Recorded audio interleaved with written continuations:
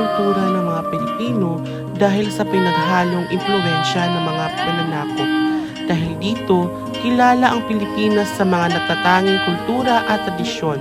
Ang kultura ng mga Pilipino ay masasalamin sa kanilang masiglang pamumuhay, matibay na pananampalataya at malalim na pagpapahalaga sa pamilya at kaibigan. Sa kung ano lamang ang kaya ko. Sa bawat sulok ng bansa, makikita ang pagkakaisa ng mga tao tuwing piyesta, bayanihan, paggalang sa matatanda at pagsalo-salo sa pagkainan. Taglay rin ito ang katangi-tanging kakayahang ngumiti at magpakita ng kabutihang loob kahit nasa gitna ng pagsubok sa musika, sayaw, sining at panitikan. Buhay na buhay ang kasaysayan at dignidad ng lahing Pilipino na patuloy na ipinagmamalaki at pinapangalagaan sa kabila ng modernisasyon.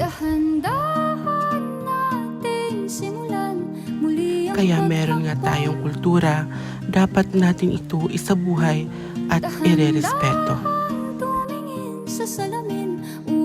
Lagi rin nating tatandaan ay tayo ay magkakaisa at magmamahalan. Ito ay harana, isang tradisyon ng panliligaw na ipinapakita at pagpapalaganap noong panahon ng Kastila.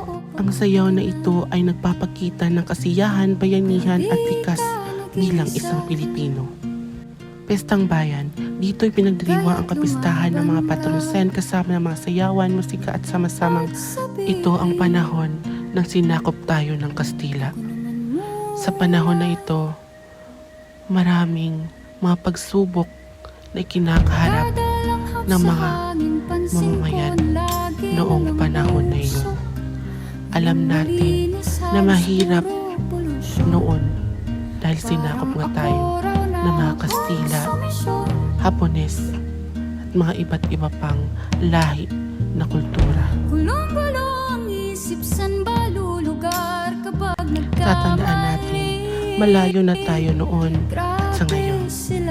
Dapat natin isalang-alang ang pagmamahalan at irerespeto natin ang ating mga kultura. Hanggang sa muli, kami ang Group 2. Yun lamang po, maraming salamat. Ito po ang aming presentasyon sa iyo, Miss Josie Vasquez. Maraming salamat po.